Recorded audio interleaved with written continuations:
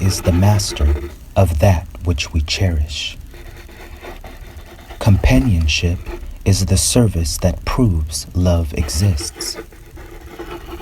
When the servant meets the master, it is blessed with the grace of oneness, and this is the birth of love. I have only known you for a short time, but our love for each other is timeless. Our talks were legendary, and our works is the grace of God. Companionship is the ship that sends our company across the sea towards parenthood. Once the ship reaches this destination, it is covered under the hood of our bond. You shelter me as I shelter you, yet this has somehow been forgotten. A companion is a title of high honor, yet many have stripped its glory. The word has become weak, but your duty to it has kept it strong.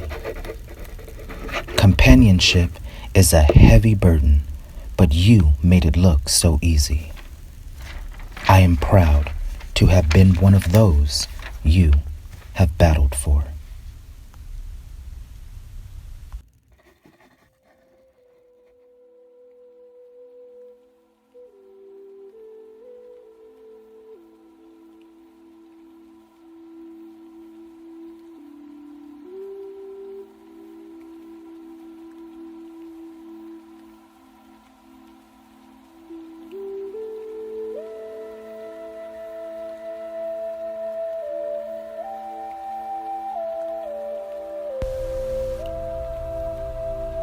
Day 1.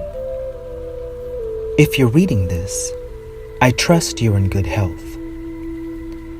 As promised, I am writing you back. As for my location, I am currently in Ethiopia. My travels here was a very burdensome one, as I followed up on a story that had disturbed me deeply. It was not my intention to come here, but a conversation I overheard kept me on my train ride longer than expected. The passengers on the train seemed deeply impoverished, so I assumed wherever this train was going, it wasn't anywhere fancy. It was an enjoyable, peaceful ride through the mainland, but out of this silence I gradually heard a whisper. And it wasn't an ordinary whisper. It seemed to be a frightened one. The woman spoke to a man that seemed to be a stranger as he responded, "Pardon me?" She then uttered the words, "More is coming." But he looked puzzled. She shook her head and said, "The shops." When she said that, it was as if everyone on the train was alerted. I never heard a whisper creep through silence like that just struck an entire train. Passengers looked back at her with such melancholy faces. Sighs echoed through the adult passengers, and some children even started to tear up. I figured these passengers must have had some kind of unwanted connection to these shops. Feeling intrigued, I followed the woman when she got off her stop. "Excuse me," I said. She turned and uttered, "Me?" "Yes, you. I overheard your conversation on the train and was concerned." She replied, "If you're concerned, you're obviously not from here." "No, I'm not." "Well, if you're not, then you have nothing to be concerned about." "Are these shops common?" She chuckled and said, "Common? More like everyday life." She looked at me with suspicion and said, "What brings you here?" "Well, I guess you can say that I'm just a traveling man. I go wherever the wind takes me. She smirked and said, "Well, this wind has pushed you into a storm." "What do you mean by that?" I replied. "If you stay here long enough, you'll see." "Why don't you show me?" I said abruptly. "Okay, but don't think of this as some fantasized tour. In my country, we live harsh realities." I wasn't surprised this woman was so quick to befriend me. In Africa and in most of Eastern culture, they are more community-oriented. Strangers talk to each other as friends or at the least associates, which is what I observed while I was waiting for the train.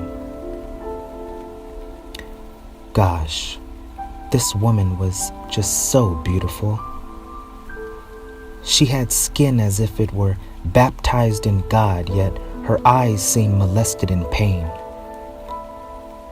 Her voice sounded trapped every time she spoke, but angelic nonetheless. She vibrated a mix of serenity drowning in depression. There was a kind of divine burden to her. I enjoyed our walk through the grassland. We seemed to be in the rural part of the country. "My name is Red, by the way." "Nice to meet you, Red, by the way." I chuckled and said, "No, it's just Red." "By the way is a good attachment name for a traveling man, don't you think?" "My name is Adanech," she uttered. "Do you know what Adanech means?" "No, I don't." "It means she rescued. Some say it also means to transcend." "That's very interesting. What meaning does your name have, Red?" "You know, I never thought of it." "Well, when I think of Red, I think of passion." I guess you can say I have that," I replied. "But passion can go either way, Red. Passion can be seductive, or it can provoke rage." I thought she was flirting with me, but her words seemed more genuinely analytical than flirtatious. "Red is also a loud color. People wear it to stand out. Do you wish to stand out?" I replied, "I try to blend in." She said. "Well, maybe your mother should have named you Black." I laughed as she carried this stressful smile on her face. I was really took by this woman's wit. You know, it takes a special kind of person to have such a quick comeback like that. I was really impressed with her humor. "You take name meaning very seriously, don't you?" "And why not?" she replied. "Your name is a testament to who you are. Your name is not just something you answer to, it's something that answers you. A name should answer your very existence. When people call me Adanech, I know what they're calling. They are calling my journey, which is to rescue and transcend." "Wow, that's very profound," I stated. I couldn't believe this woman that seemed so vulnerable on the train had this much wisdom. My first impression of her was one of a terrified citizen, but now I see something whose fear is only reserved for God. I left that train thinking I was going to help her, but instead, it turns out that she was helping me. "You have a lot of wisdom, Adanech." "No, we have a lot of wisdom." "What do you mean?" "Well, in my mind, there is no such word as you. There's only we. Whatever you see in me was brought out because of the questions you asked. So there's something in you that has the same wisdom. It was just hidden in you until we both came to one mind. That's the journey, Red. We all must eventually come to one mind. Yes, indeed, I stated. But you're a traveling man and I'm a transcending woman, so the journey won't be too long, she said with a wink. No, let's hope not. After our conversation through the grassland, we eventually came to this rundown-looking shack. It was a strange-looking shack as it modeled the resemblance of a factory. She invited me in, and here I saw a group of children with ashen faces sewing clothes. "Do you live here?" I asked. "Yes, we do. This is one of the shops. You work here too?" When I asked the question, the others looked at me with a drained expression. "Yes, we do. We all do. This is where most of the world's clothes are made." Trying to relieve the depressed tension in the room, I commented, "Wow, you all are some pretty talented people to do all of this with such limited means." Huh, limited doesn't even describe it considering how little I'm paid. "How much do you make?" 30 cents an hour, she said with disgust. "And the children do it for free. I do the best I can to maintain a living for them. I don't have money, but I have nature, and Mother Nature always takes care of us. The earth provides just enough for us to see the next day." "So these children are slaves then," I said abundantly. Adanech looked at me with such bitterness and said, "Yes, they are. That's what the world makes them though, but they know their worth. If it wasn't for them, half of this world would be naked." The children looked despaired, but they carried on as if this was the only life they knew. It all looked so tragically normal. "Who runs these shops?" "The government. I and a few others are supervisors. The children call us shop mothers and shop fathers. We were trusted by our government to oversee these shops, but when productivity slowed down, the foreign corporations got upset and now are sending their own supervisors. What's worse is more shops are being built here, which means more children will be forced to work under these supervisors." "More like slave masters coming to monitor their plantation," I said. "I've heard about what they've been doing in China. There have been reports of abusing workers if the quota is not met. I don't know if China has children in their shops, but I'm deeply concerned, Red. I couldn't live with myself if these children were abused like that." "Well, when will they be coming?" I asked. "Later this month. And the moment they come, I will be removed. I may never see my children again." There's just no hope, Red. I've done the best I could do, but when I'm gone, there's no telling how my children will be treated. It was hard for me to believe that someone of Adanech's heart and mind would be so defeated.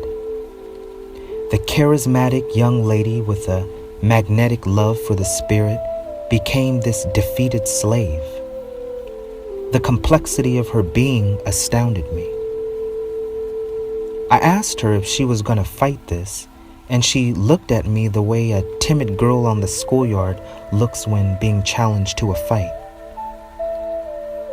Once again, I saw the lady on the train. My first impression of her was reintroduced. You know, it's really funny. you can really tell those who belong to God. You can really see those who belong to the righteous. For so long, oppressed people of the earth have been abused. How is it that a people can take so much and still not buckle? It's because they are the people of God. They have within their very DNA the strength of bearing the cross. But this strength can't continue to be bared as a victim. This strength has to be channeled in a more constructive way. Ethiopia is one of the oldest civilizations on earth.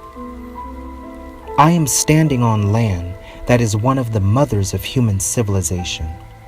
And look at how the children of civilization are treating their mother. The Western world is a baby on our planet and have grown up mistreating those who gave them life. The West boasts in its wealth and power, but they would have none of it if they didn't exploit the Adanechs of the world. America would have been nothing without slavery. America would have never been the richest and most powerful nation if it wasn't for that kind of exploitation. Her wealth was built off the backs of free labor. The Western world itself is built off the backs of free and abused labor. The East is the mother of the West, and look at how the children are treating their parents.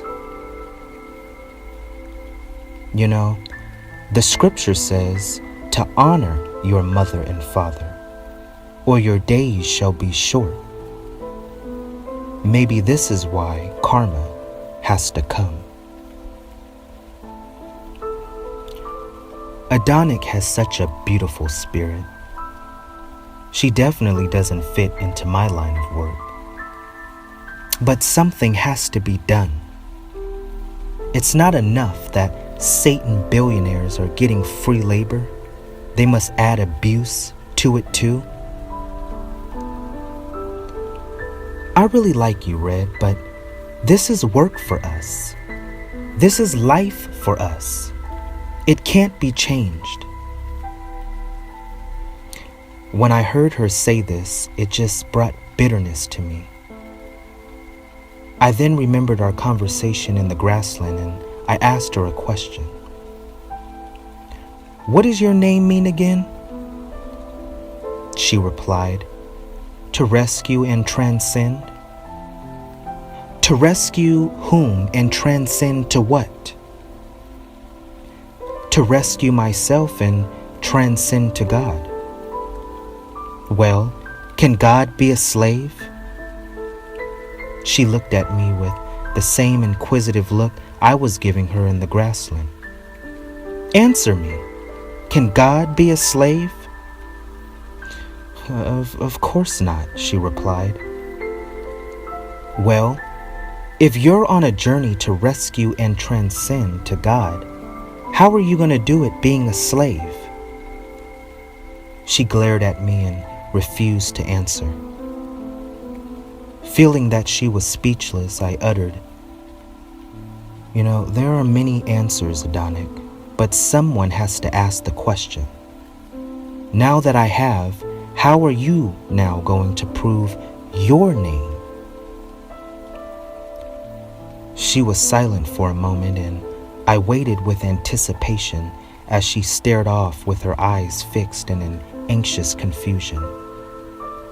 Finally, she surrendered and uttered, "Well, if you're willing to help me, let's prove it together." So that night, me and Adanech concocted a plan on how to deal with these so-called supervisors. We discovered they are paid very well to do this monstrous job. This is all to ensure a high level of productivity from the children. They are trained to beat and harass as much as they can in order to intimidate and elevate efficiency. Supervisors are stationed at their locations for at least a year and will be there until another squad replaces them. The former squads usually remain in the country and live off of their stipends from their companies. This is all an incentive for them to keep their mouths shut and their distance far after they've done the company's dirty work. Eventually, these supervisors go on to live like royalty, being that Western money is worth way more here. The goal was to organize each sweatshop and train the children for a coup d'etat.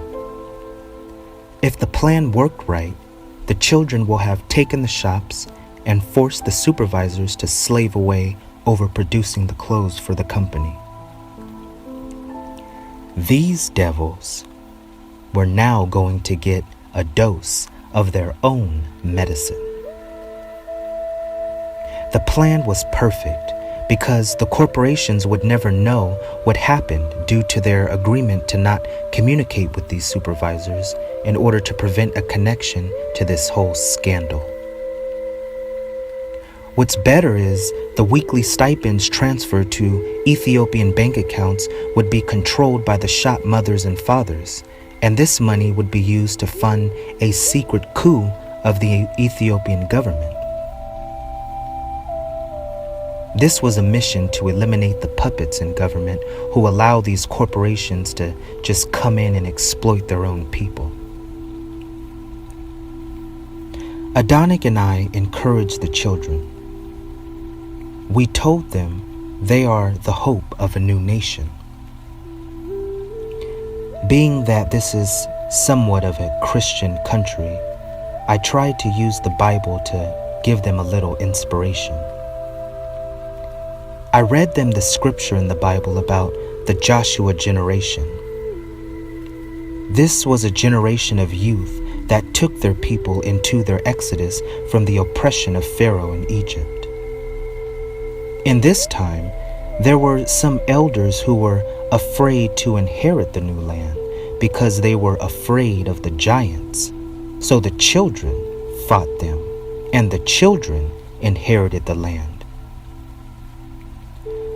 I warned them that as this revolution grew, there would be some elders that might still be afraid, but I told them to keep on pushing. You are now the leaders. You are now the head of this land. So don't get blindsided or burdened from old and elderly minds that want to live in the past and be in fear of that which you need not be in fear of. I told them that God has chosen them to bring their nation into the Exodus, and that the children will now be the kings and queens of this new kingdom. After my little speech to them, the children began to have a new demeanor. Their strength was no longer channeled to endure as some hopeless, weak slave. They were now soldiers in the army of the Lord. I was so anxious for the mission to take course. I was just so juiced that we were now going to do something about this foolishness. But once again, something happened. Once again, I got too close. Once again, I got too comfortable. Comfortable with Adanech, that is. Yes, we got a little close during our meetups. I just couldn't help myself. I mean, Adanech is such an irresistible lady. Somehow those late night meetings turned into late night lovemaking sessions. But don't get me wrong, it It wasn't just sex. I had grown a passionate bond towards her. She was growing into the warrior that I was, and I was falling into the spirit that she is. Our polarities somehow attracted us into one, and 3 months into the mission, I definitely saw that in her. Not only did we become one, it seemed like the two of us were becoming three. Yes, I got Adanech pregnant. But this was all before our plan. Our plan was successful, don't get me wrong. The children took control of the sweatshops, but after 3 months I noticed Adanech's belly was getting bigger. And it was obvious that I was the one responsible for it. Man, I didn't know what to do. This was not a part of my plan. It was not my intention to become a father. I have more work to do. My allegiance is to the mission. I had no plans to start a family because I couldn't stay here. She didn't know any of this, of course, and I couldn't tell her why because I was sworn to secrecy. Do you want this baby, Adanech? Why would you ask me something like that, Red? God permitted it, so what do you think? I can't have a baby right now, Adanech. This was not a part of the plan. How do you know it wasn't a part of the plan? How do you know, huh? It wasn't a part of my plan to meet you, but I did. It wasn't a part of my plan to free my people, but I did. So how do you know what's growing inside of me isn't a part of the plan? How do you know? I knew she was making sense, she always does, but my allegiance to the mission wasn't trying to hear it. I don't come from a people that kills the innocent, Red, and I thought you had that same belief. You're so passionate about protecting the innocent of outsiders, but you refuse to protect the innocence that's growing inside here? What kind of man are you? I'm a traveling man, Adanech, and a traveling man can't have no family. She looked at me with eyes teared in disappointment and a smirk of disgust. There was a tense pause in the room for a moment. It was a pause that just turned my stomach to the core. And then she eventually replied, "Okay. Well, go and be a traveling man then. But me and our baby is staying." For the remaining 5 months, I was in deep despair. My manhood was being challenged by my mission. My love for Adanech was being tested by my first love. Eventually, I came to a stance that I felt somewhat resolved in, though. I made it clear to Adanech that my work in Ethiopia was done. I made it clear that I will be moving on, but I agreed to at least be with her in the delivery room and say a first and last hello and goodbye to my baby. When the 9th month came, she was deeply stressed. We had developed a love-hate relationship between each other. I kept my distance, but every now and then checked up on her, even if she didn't want me to. But on the day of the delivery, she called for me and I quickly responded. Gosh, I never been in a situation like this before. I've spent all my years as a bachelor that seeing a woman give birth to my child was more foreign than me being in a foreign country. There she was, just enduring all of this pain with the stress of the world on her, knowing that her firstborn wouldn't even have a father in her life, or his life, who knows. This is probably what killed her. Yes, you heard me correctly. Adanech didn't survive the delivery. The doctor said that too much blood was lost. I've been blaming myself every day since this happened. Maybe this was my karma. It's hard to believe a woman like that could handle years of oppression but couldn't get through this delivery. This woman could deliver thousands of her own people but couldn't deliver one baby. Now, I don't mean to sound harsh, but I told you I would be totally transparent. I told you I would tell you exactly what I did and why I did it. I miss her so dearly. She was truly the only woman that I loved. She was the only woman that had ever balanced me out. Adanech taught me something, though. She taught me something that you just can't learn from anywhere, especially the agency.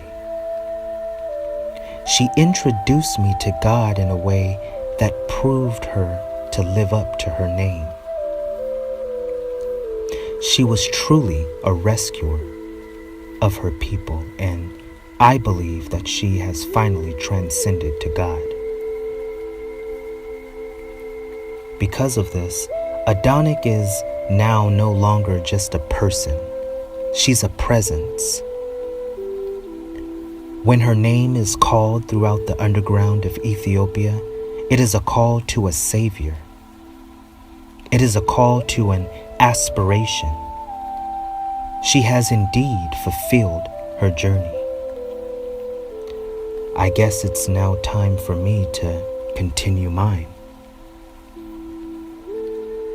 Now, you may not think that what was done here was monumental, but give it time. This mission was not just an overthrow of oppression, it was an introduction of karma. While the Ethiopian people are secretly funding their revolution, they get the joy of doing to their supervisors what has been done unto them. I enjoyed watching these devils sweat for hours making clothes for their own company.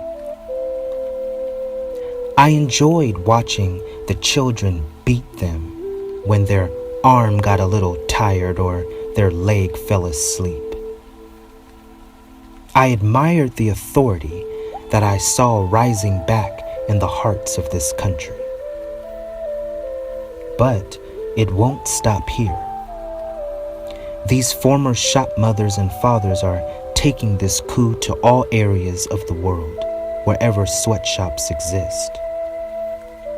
It will soon be seen in China, Indonesia, Pakistan, and everywhere. See, sometimes revolution has to be silent. It doesn't always need the noise from the barrel of a gun. Sometimes it just needs the intelligence of good old karma. Satan doesn't always need to know what's going on. Let his helpers continue to be punished while he gives his money to fund his own demise. Let these corporate heads continue to send supervisors and let them continue to meet the same fate. Let Satan think he's still in control. After all of war is deceit, right? And as for this game, it has only just begun. So the next time you see a shirt that says "Made in Ethiopia," know that there's a devil somewhere getting beat up the side of his head, or getting his arm snatched, or getting his leg hit on, because yes, he deserves it. Yes, she deserves it. This is the karma that the world has been waiting for. And this is the help that the world now has.